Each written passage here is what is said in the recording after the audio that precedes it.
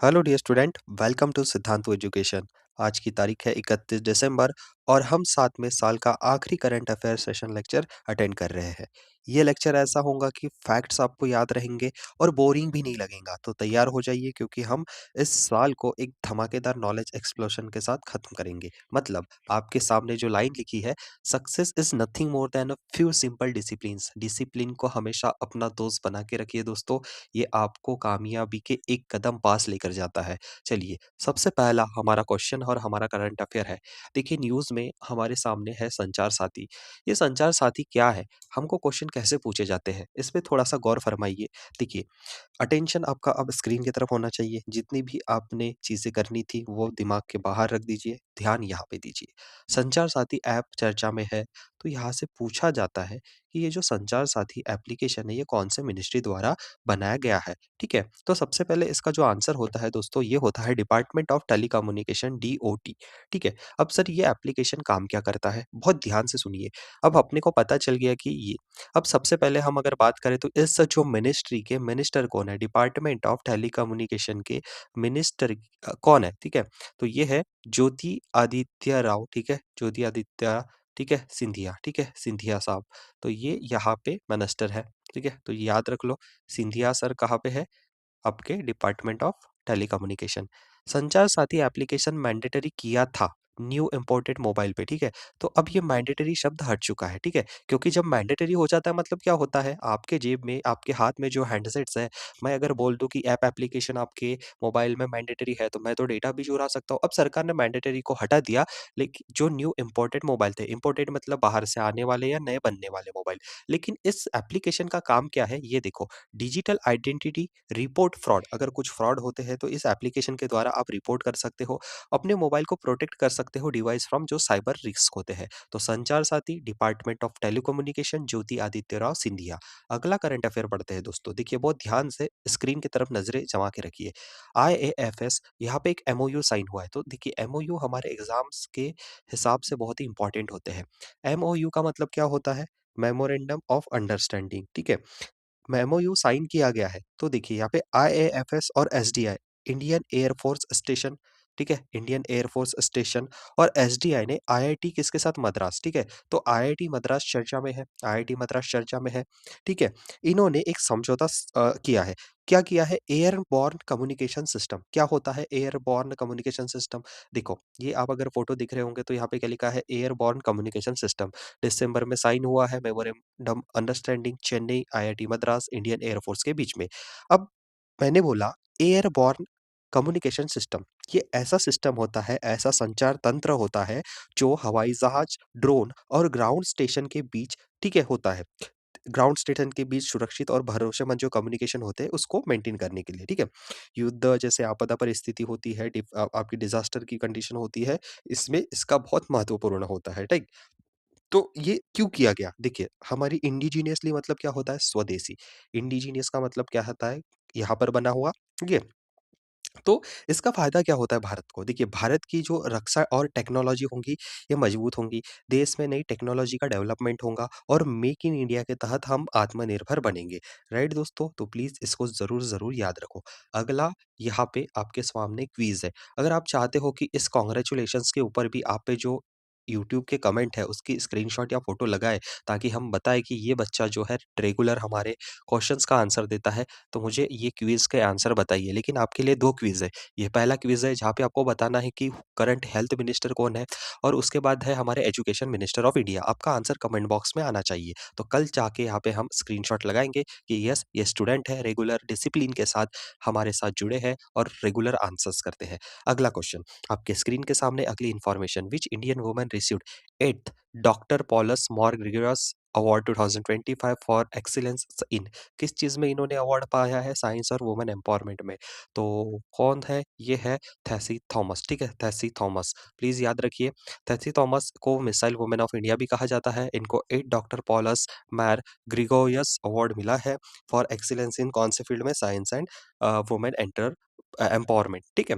अब ये पहली भारतीय महिला है जिन्होंने मिसाइल प्रोजेक्ट हेड किया है जब अग्नि, ठीक है, 4 और अग्नि 5 बैलिस्टिक मिसाइल का प्रोग्राम किया गया था। ये अवार्ड किसके द्वारा दिया जाता है? सोफिया सोसाइटी ऑफ कहाँ पे? Malankara Orthodox Church in memory of doctor Paulos Mar Gregorios, ठीक है? तो इतना डिटेल में अपने को याद रखना है, क्या जाने कहाँ से क्वेश्चन पूछते हैं। देखो, एक न्यूज़ अभी चर्चा में है, क्यों? पढ़ते हैं। What is the name of scheme? एक स्कीम का नाम पूछ रहे हैं। अंडर विच ड्रोन, ठीक है? ड्रोन यूज़ होते हैं और ड्रोन से सर्वे किए जाते हैं। देखिए, ड्रोन से सर्वे किस चीज़ के हो रहे हैं? गाँव के, घर के और ज़मीनों के। To provide property cards. अब इस स्कीम के तहत यहाँ पे हो रहे हैं ड्रोन से सर्वे, और सर्वे से क्या मिल रहा है? प्रॉपर्टी कार्ड, ठीक है? किसको? रूरल, जो ग्रामीण क्षेत्र में घर होते हैं उनको प्रॉपर्टी कार्ड, ठीक है? तो कौन सी वो स्कीम है, हमको ये बताना है। तो आपको यहाँ पे उद्देश्य पता हो गया। अब ये स्कीम का नाम पता कर लो। ये स्कीम का नाम है स्वामित्व स्कीम, ठीक है? स्वामित्व स्कीम, याद रखो, Swamitva scheme. Option number C correct है। चलो, मैं आपको स्वामित्व स्कीम आसानी से समझाता हूँ। स्वामित्व का पहले फुल फॉर्म होता है survey villages and mapping with improvised technology in village areas. ये सेंट्रल सेक्टर स्कीम है। सेंट्रल सेक्टर स्कीम है। Scheme by ministry of Panchayati Raj that use drone technology. तो स्कीम का मॉनिटरिंग कौन करता है? पंचायत राज। उसके बाद ये टेक्नोलॉजी ड्रोन बेस्ड टेक्नोलॉजी है, जो आपके रूरल, जो ग्रामीण क्षेत्र है, ठीक है, उनको क्या बोल सकते हैं आप उसको, मैपिंग करती है, ठीक है? गांव में ड्रोन से सर्वे किए जाते हैं, जहाँ गांव की घर और आबादी को डिजिटल मैपिंग होती है, और लोगों को प्रॉपर्टी कार्ड मतलब स्वामित्व कार्ड दिए जाते हैं, राइट? इसका फायदा क्या होता है? इसका फायदा ये होता है कि जमीनी विवाद कम होते हैं, बैंकों से लोन लेना आसान होता है, और गांवों में प्लानिंग और टैक्स सिस्टम बेटर होता है, और ग्रामीण अर्थव्यवस्था मजबूत लगती है, ठीक है? सो यहाँ पे अगर हम बात करें, तो लैंड इज स्टेट, हमारे जो कॉन्स्टिट्यूशन में 7वें शेड्यूल में जमीन को इम्पोर्टेंट दिया गया है। अगर हम बात करें नेक्स्ट, तो अभी तक 3.44 लाख विलेजेस को ये प्रॉपर्टी कार्ड दिए गए हैं। ओके, चलिए, तो मैंने जो अभी आपको बताया, देखिए, ये ड्रोन के द्वारा कैसे हमारे भारत में पूरे मैपिंग की जाती है, ठीक है? इससे क्या होता है? बैंक लोन कम होते हैं, रूरल गवर्नेंस मजबूत होता है, प्रॉपर्टी के जो डिस्प्यूट्स होते हैं वो कम हो जाते हैं। ये एक सेंट्रल गवर्नमेंट स्कीम्स है फॉर रूरल प्रॉपर्टी राइट्स। उसके साथ-साथ अगर हम बात करें, तो provides legal ownership via property card, जो मतलब स्वामित्व कार्ड, ठीक है? ड्रोन सर्वे कवरेज अचीवमेंट, अभी तक हमने 95% पूरे भारत देश में ड्रोन सर्वे कंडक्ट किए हैं। तो आई होप कि डियर स्टूडेंट, आपको ऐसे पिक्चर्स या ऐसे इन्फोग्राफिक्स के मदद से ये चीज़ें समझने में आसानी होती है। लेकिन उसके बदले डियर स्टूडेंट, आपने अभी तक अगर हमारे चैनल को सब्सक्राइब नहीं किया है, तो प्लीज़ चैनल को सब्सक्राइब कर दीजिए।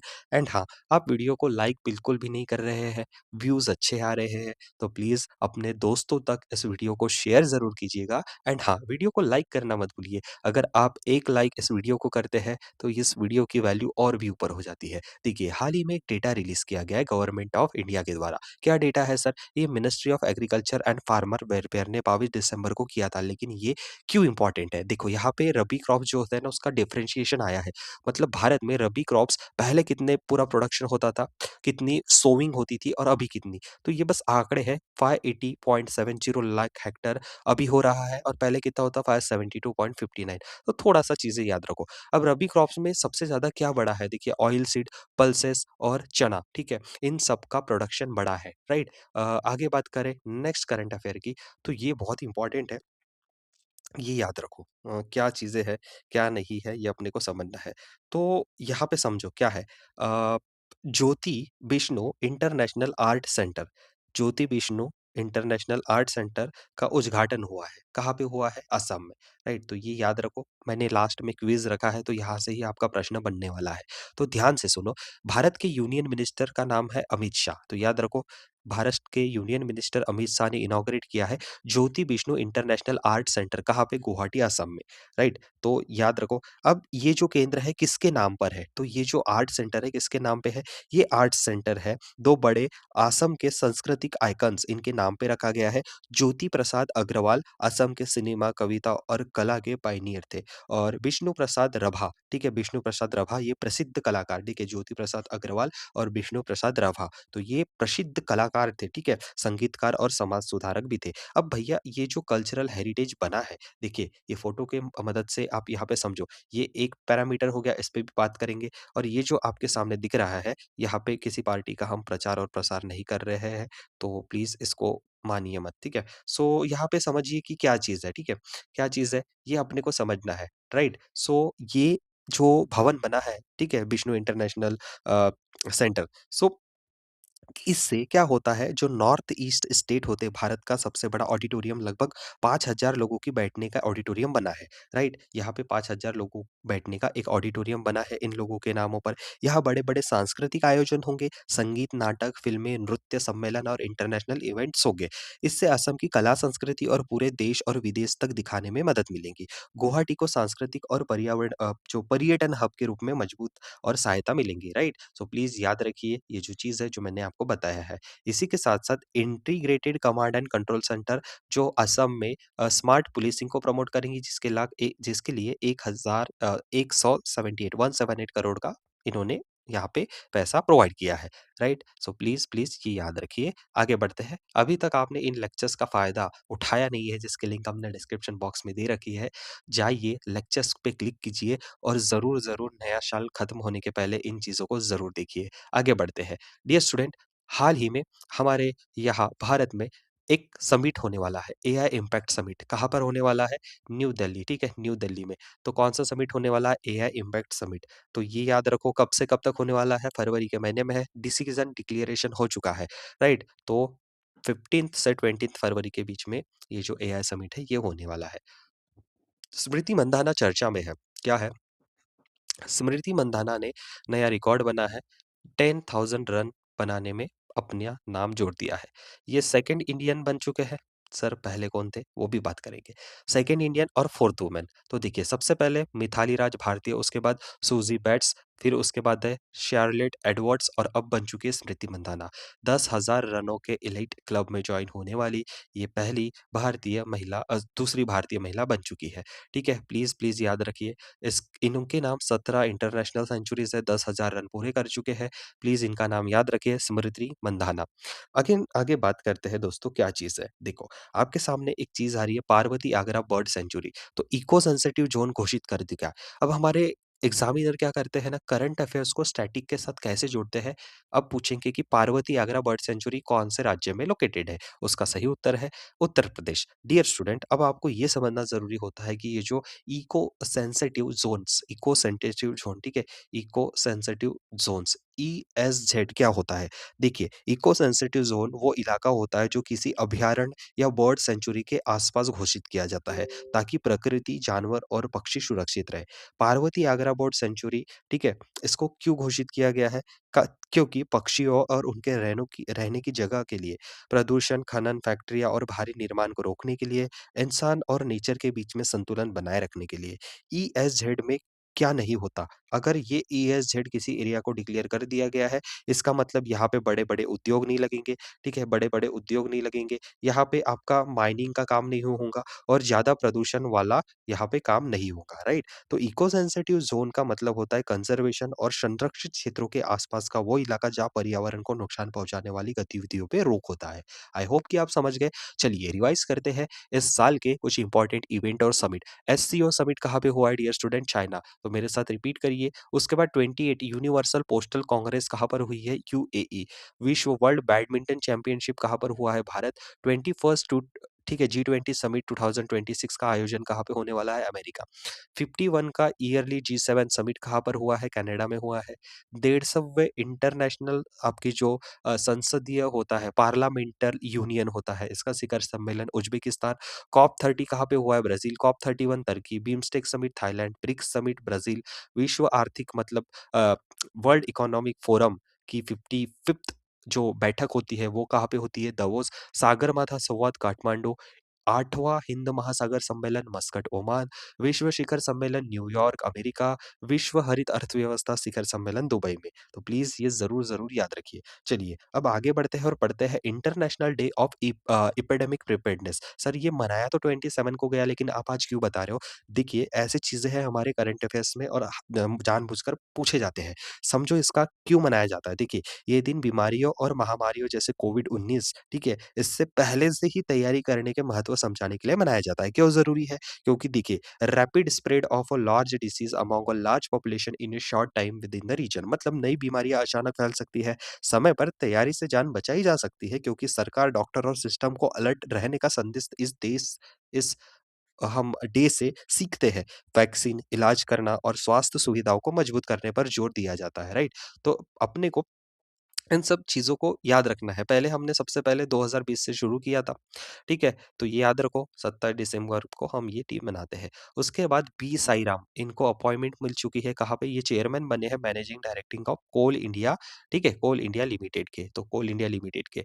चलिए आगे बढ़ते हैं डियर स्टूडेंट। अब देखो भारत का पहला artificial intelligent power organised crime network database बन चुका है। मतलब ऑर्गेनाइज्ड क्राइम नेटवर्क डेटाबेस का मतलब होता है कि ये भारत का पहला आर्टिफिशियल, ठीक है, आर्टिफिशियल क्रिमिनल इंटेलिजेंस डेटाबेस होने वाला है। संगठित अपराध मतलब ऑर्गेनाइज क्राइम से जुड़ा एक डिजिटल डेटाबेस। इसका काम क्या होगा सर, हमको बताओ। देखिए देश भर में माफिया गैंग या अपराधी नेटवर्क का डेटा एक साथ रखना, अपराधियों के कनेक्शन पैटर्न और नेटवर्क को पहचानना, ठीक है। ये उसके साथ साथ अगर हम बात करें को पुलिस और सुरक्षा एजेंसियों को तेज और सटीक जानकारी देना।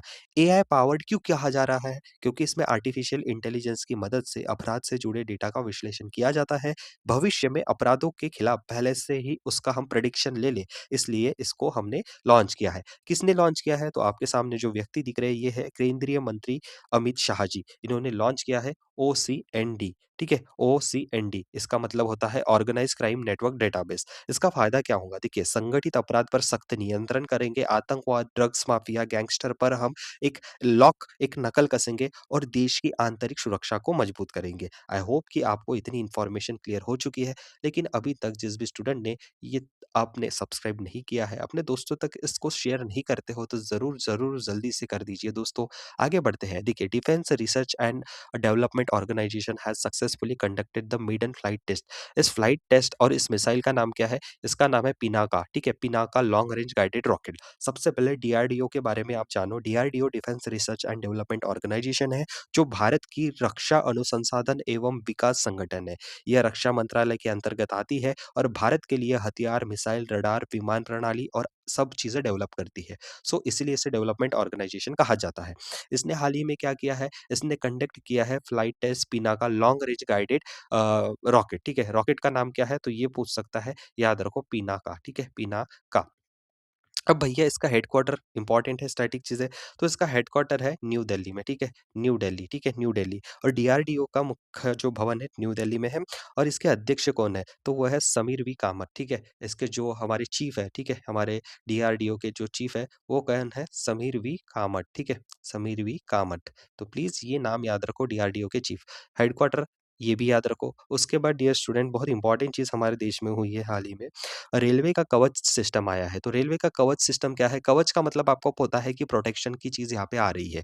तो कवच भारतीय रेलवे की एक स्वदेशी ऑटोमेटिक ट्रेन प्रोटेक्शन सिस्टम है। ये काम क्या करता है? ट्रेन की स्पीड को कंट्रोल करता है। देखिए यहाँ पे आपको फोटो में दिख रहा है। मेजर फीचर्स क्या है?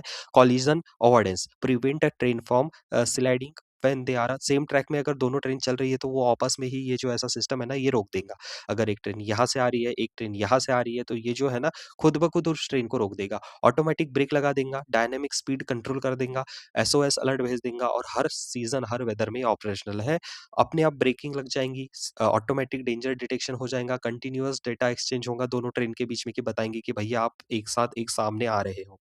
तो ट्रेन हादसे को रोकने के लिए, यात्रियों की सुरक्षा बढ़ाने के लिए और ह्यूमन एरर को कम करने के लिए मेक इन इंडिया के तहत हमने ये जो कवच एक इनिशिएटिव लाया है, ये रेलवे ने लाया है। तो ये याद रखिए। डियर स्टूडेंट आगे बढ़ते हैं अगला current affair. Kanger valley national park चर्चा में है, तो याद रखिए ये छत्तीसगढ़ में आती है। Kanger valley national park, please याद रखो Kanger valley national park Chhattisgarh के जगदलपुर में आती है।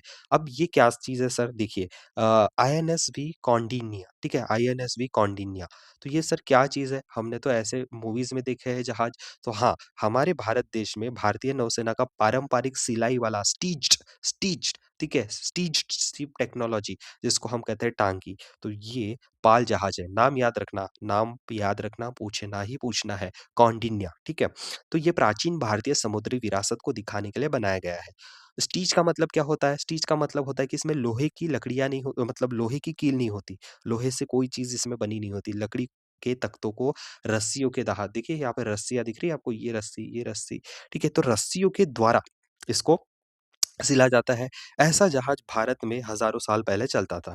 इसे क्यों बनाया या लॉन्च किया गया? तो इसको इसीलिए बनाया या लॉन्च किया गया ताकि भारत की जो प्राचीन ओल्ड समुद्री शक्ति हमारी जो ताकत है, उसको दिखाने के लिए। यहाँ पे कल्चरल डिप्लोमेसी के लिए और इतिहास प्लस नौसेना का गर्व बढ़ाने के लिए कहा गया है। तो ये इम्पोर्टेंट है। तो आईएनएस कौंडिन्य ये गया है हमारे पोरबंदर से मस्कट और ओमान। तो मस्कट, ओमान तक एक ऐतिहासिक समुद्री यात्रा पर ये निकला है। जहाज कहाँ से कहा गया है? गुजरात के पोरबंदर से मस्कट, ठीक है? भारत ओमान के पुराने समुद्री संबंधों को दर्शाने के लिए, ठीक है दोस्तों? तो ये बहुत ही इंपॉर्टेंट चीज़ है। आगे बढ़ते हैं, इंडिया की ओरिजिन तो भारतीय वंश की जयश्री उलाल इन्होंने रैंक फर्स्ट पाया है हुरून इंडिया रिच लिस्ट जो अभी आई है। सर क्या हुआ है? देखिए, आपने ये नाम सुने होंगे सत्या नडेला, सुंदर पिचाई, उनको पीछे छोड़ते हुए एक महिला है भारतीय मूल की जयश्री उलाल। ये सीईओ है किस चीज़ की, कौन से कंपनी की? तो ये सीई है आरिस्टा नेटवर्क, एक क्लाउड कंप्यूटिंग कंपनी है यूएस की आरिस्टा नेटवर्क। यहाँ पे इन्होंने टॉप किया है हुरून इंडिया जो अमीर व्यक्ति है उनके लिस्ट में। और अगर हम बात करें तो इनकी टोटल नेटवर्थ की बात करें तो 50,170 करोड़ रुपए इन्होंने अपने कमाए हैं और लोगों से आगे बढ़े हैं। तो प्लीज़ याद रखिए 5.7 बिलियन के साथ इनकी नेटवर्थ है और ये अपने भविष्य में आगे बढ़ चुके हैं और इंडियन ओरिजिन एग्जीक्यूटिव है। नाम याद रखिए जयश्री उलाल, प्रेसिडेंट सीईओ है अरिस्टा नेटवर्क्स के। डियर स्टूडेंट, तो ये था आपके लिए इम्पोर्टेंट चीज़। याद रखिए रशिया ने हाल ही में एक मिसाइल लॉन्च की है सोयाज़ 2.1 बी। तो ये रॉकेट का नाम याद रख लो बस, यहाँ पे इतना आपको पता नहीं है। आपको रॉसकॉसमॉस, ठीक है? ये चीज़ याद रख लीजिए। ये रॉसकॉसमॉस क्या है? रॉसकॉसमॉस रशिया की सॉरी, रशिया की स्पेस एजेंसी है। जैसे इंडिया की स्पेस एजेंसी क्या है? इसरो। तो अ रशियन स्पेस एजेंसी, तो रशियन स्पेस एजेंसी का नाम है रॉसकॉस्मॉस। प्लीज़ याद रखो रॉसकॉस्मॉस। रॉसकॉस्मॉस ये बहुत ही इम्पोर्टेंट है। ये Roscosmos Russian Federation responsible for space flights, cosmonautics programmes and aeronautic research. तो इसके लिए काम करती है जैसे भारत का इसरो वैसा ही रशिया का रॉसकॉस्मॉस।